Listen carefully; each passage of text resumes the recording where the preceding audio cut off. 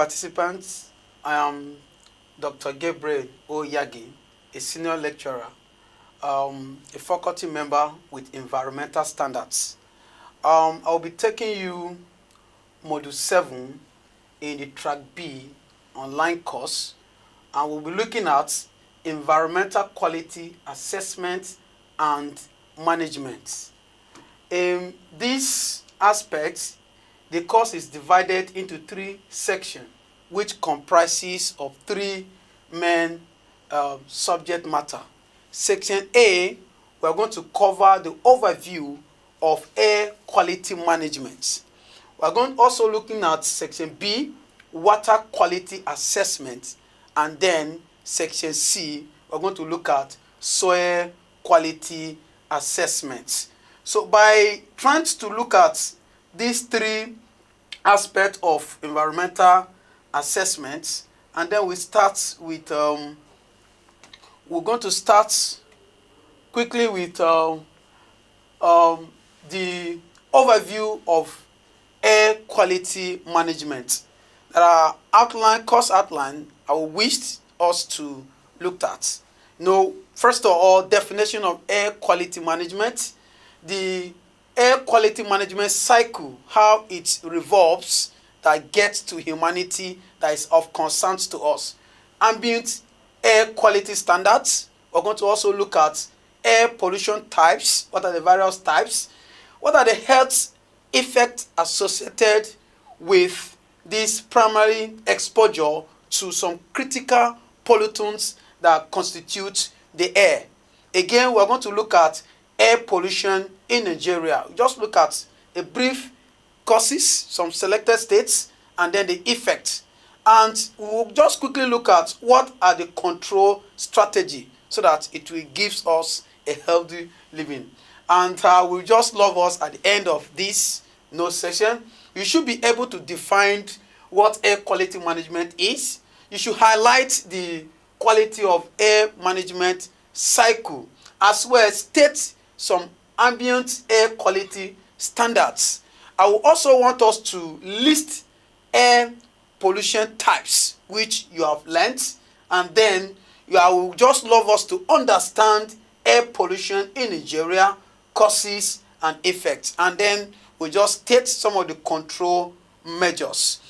Bulk of what we are going to look at is in the module. This is just a first slide talking about the definition of air quality, management, just all activities regulating, the authority undertakes to help protect human health and the environment, from the effects or the constituents that constitute pollution in the air.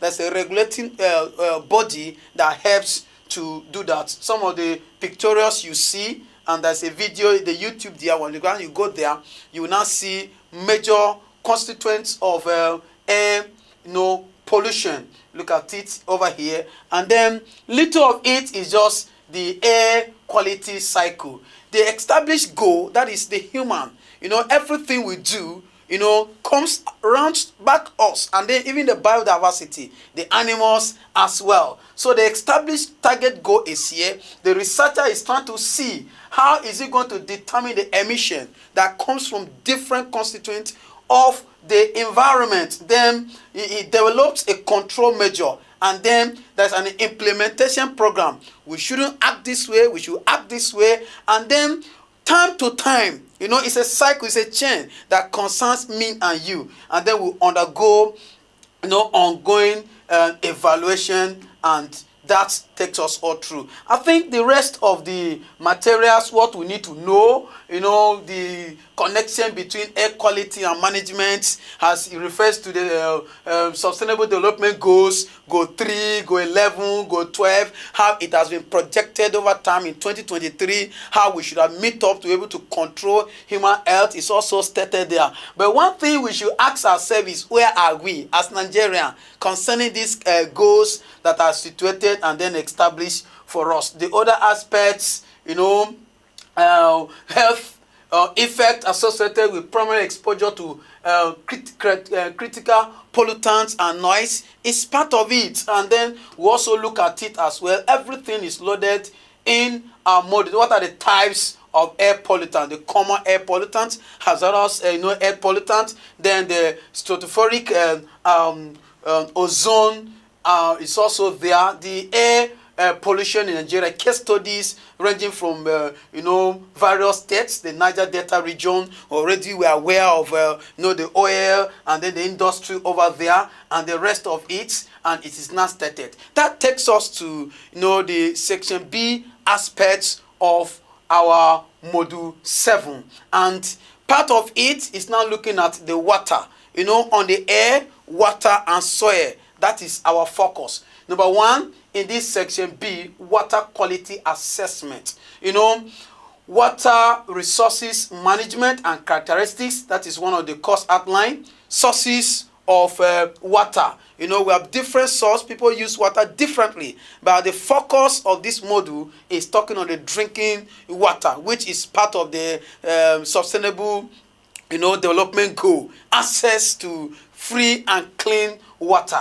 Water quality parameters. What are the parameters we can measure to be sure that our water is qualitative? Water quality assessment, water quality standards. You measure to see what has been and what is obtainable. And then water quality in Nigeria. You see, by way of introduction, just as I was trying to emphasize, clean and safe water is a necessity for good health and productive life. The quality of water provided is absolutely important in determining the health of individual and the entire community. Water resources management. We cannot overemphasize the importance of water. Water resources management is an integral aspect of the preventive management of drinking water quality.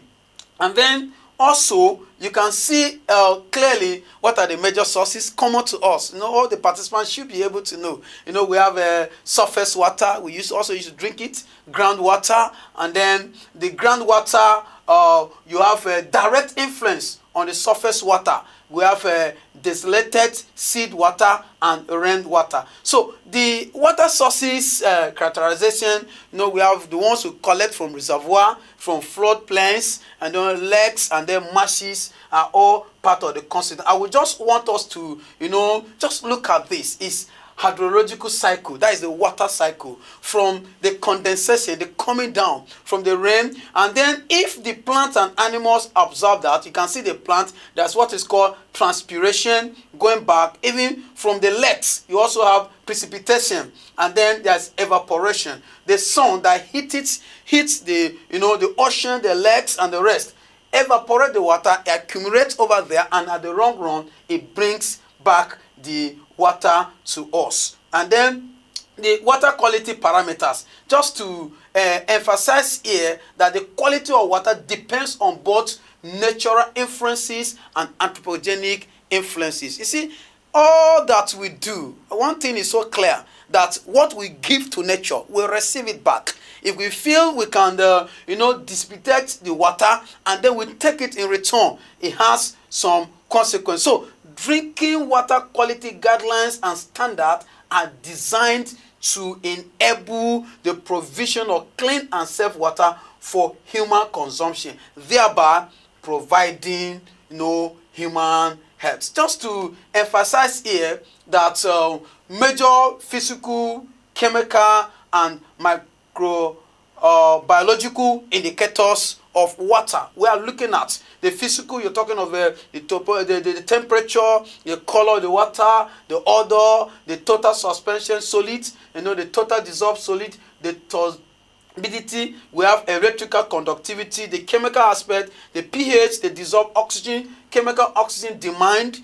biological oxygen demand. We have chloride, alkalinity, hardness. By the time you go deep into the module, each of the parameters are well covered and defined, and then they have been stated how you are going to measure them, and at the end to measure with the standard that is there to be sure. You can see temperature is well captured, the right temperature that water should have, the color, the odor. Of course, you know water is colorless. You should get that. So by the time you begin to see any water that has, some form of color, you don't even need to think about whether the water is safe for drinking. The solid, the turbidity, we have the rest have been well captured in this module. So just to emphasize that you take time to go through all of them. These are major ions, inorganics, and metals that constitute the water, and then you have them over here, which are part of what we should be able to learn. But one thing that interests me here, and I want to draw attention, is that the adverse effects on human body due to pollution or drinking water with respect to what few parameters. You can have bromine, you have mercury, you have chloride, lead, nitrate, pesticides. I've done research, and then I reviewed pesticide effects on the biodiversity and human, and then we come to discover that most of the effects, most of the diseases we have is as a result of the combination of harmful materials as pollutants into our drinking water. Just to emphasize this, water quality standards, a provision for state, territorial, and this is just a roadmap to measure, there are the parameters, chloride, chlorine, nitrate, and then to see, these are standards, by WHO. Then by the time you measure your water, you'll be able to be sure whether it is safe for drinking. One thing I want us to know is that most of the water are contaminated in Nigeria. So 2/3 of the population, about 66%, use drinking water supply contaminated. A lot of chloroforms at the point of collection, and then at a similar proportion they ingest into the system as we take. So precaution and care should be taken, and that is why we are advocating that there's a need for clean water. Nigerians' water challenge. The wash section is still burdened by inherited sector challenges that span over institutional, financing, and policy making dimension. The governance issues, weak institution coordination, and emerging with other stakeholders, including NGOs and the rest. And private sector is still growing with vast resources yet to be harnessed. So the state's water agencies is responsible for establishing and operating, a system of water body so that the rural dwellers can access it easily, and it will be a source of clean water for humanity. That is the advocacy, and that takes us to the last section of this module 7, and the soil health and the soil quality. Very important. So soil quality assessment. All that we do, our food, as we dwell, as we move along, comes from the soil. So different people has perspective of what soil is all about. But for ours, we just look at the composition of the soil, soil quality and environment, environmental impact of poor quality soil. What are the impact if we don't care? Most times we say I don't care, but we receive the repercussion. Soil quality assessment, soil quality assessment index. What are the soil properties? Then quality index, and then the measurement. You can see here clearly, but let me quickly say this, that at the end of this section, is expected that you should define what soil health and soil quality is all about, identify some soil composition, state various environmental impact to poor quality soil, and then you should be able to carry out of your own at the end, soil quality assessment. That's having gone through this course, you should be able to know how to carry out. Then be conversant with soil quality assessment index. You should be able to identify some properties and soil quality index that are necessary. By way of definition, which is what we all know, so it's defined by Soil Science Society of America as the unconsolidated mineral or organic materials on the immediate surface of the earth that serves as a natural medium for growth of land plants. And then the health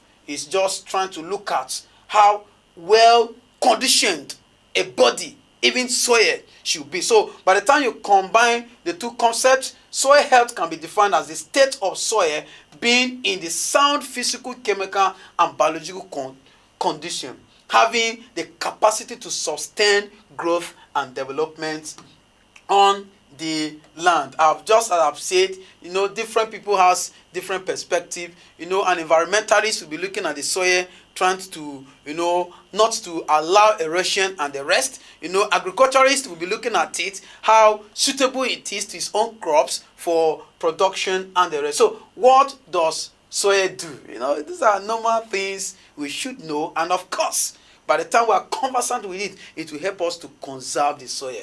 It regulates the water body.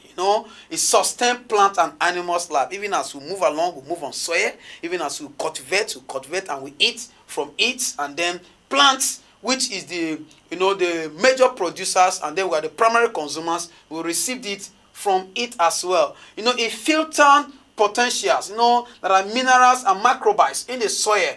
Soil is responsible for filtering them. We have what is called cycling nutrients. It does that. By the time microorganism decomposes, some of the constituents in the soil, it decomposes it and go back to the soil. Soil composition, these are the constituents, the major. Air, 25%, soil has about 25%, the water 25%, organic matter 5%, and soil mineral particles about 45%. But then, they come in different sizes, and can either it's sandy, seeds, clear, based on the size of the soil. The major things that constitute this are loaded in the material. Environmental impact of poor quality soil. If the soil is poorly being formed, it has a widespread of environmental impact, affecting the soil health, the biodiversity. We are dependent on some of those things, highly dependent on it. So if a soil is just prone and it's not well qualitative, it will be prone to what is called soil erosion. It will reduce biodiversity. That is, poor quality may not support diverse range plants.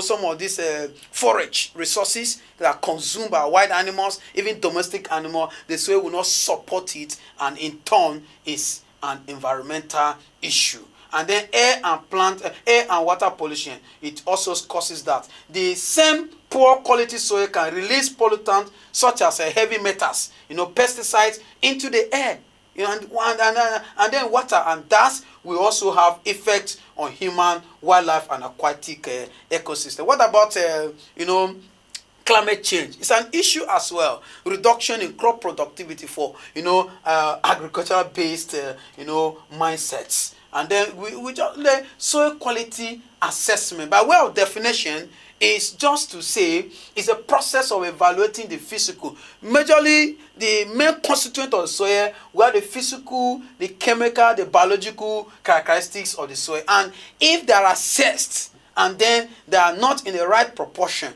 you discover that the soil is not doing well. So, soil quality assessment can help us, me and you, to identify potential problems. Is the soil actually deficient? Is the soil having excesses? Is the soil, compatible in the manner that it can support, our crops? Is it prone to either gully or, really erosion? Is the soil contamination by heavy metals or pesticides? These are things that at the end of the assessment, it can guide us through. And then the qualitative tool that provide an overall indication of soil health or quality is refers to as indices. And then, of course, we have the soil management assessment framework. We have soil quality index, comprehensive assessment of the soil health, and all of that is also a map. That is an example of a soil quality assessment equation. This is an index, soil quality index classification. The values are there and the classes are there, and it tells you at a point in value where it has 0 to 19, that is 5, that is very low. We have low from better soil and all of that. So After the end of the assessment, you could tell which category of your soil is into, the quality of it. Soil properties and soil quality assessment indicators. We have the properties, the physical properties, the chemical properties, and then the biological properties as well. And this, I would love to emphasize here, that in the soil, you can look at soil, it's just like a food web, everything that goes around, from, these are all microbes, bacteria, organic matters, they constitute the protozoa, the third trophy, this, they look at the first trophy, photosynthesis, and then the second one, the decomposers, the third one, the predators, these are the grazers, higher level of predators, and then higher level of predator. You see, it fits in, and all this goes back to the soil. And if, for instance, the environment is allowed to function itself, every other system will fit in normal the way it should be. Just try to show a picture of physical, chemical, and biological indicators of soil.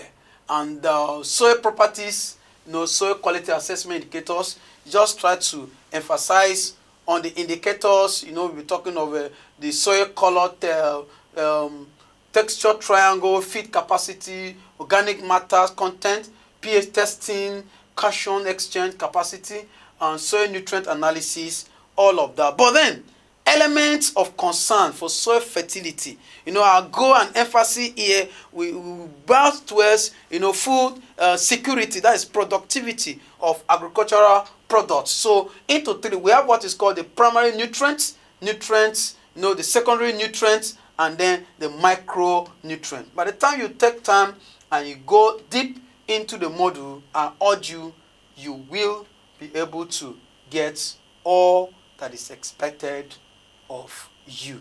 And how can we manage this? You identify a challenge, a problem. What are the management tools? So soil quality management is a set of action and practice used to maintain, improve, or restore soil health and productivity. You can manage it in the following few where you test it, soil testing, that you conserve it. Is there a way? Do you need mulch? Do you need fertilizer? Do you need pedoxy? You now conserve it. Soil amendments.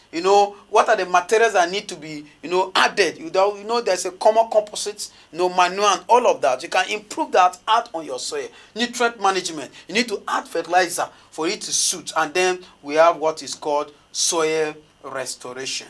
I wish to have this as some of my reference for the module, and really want to thank the World Bank, thank the management of CPES, Justum, for the opportunity to impact.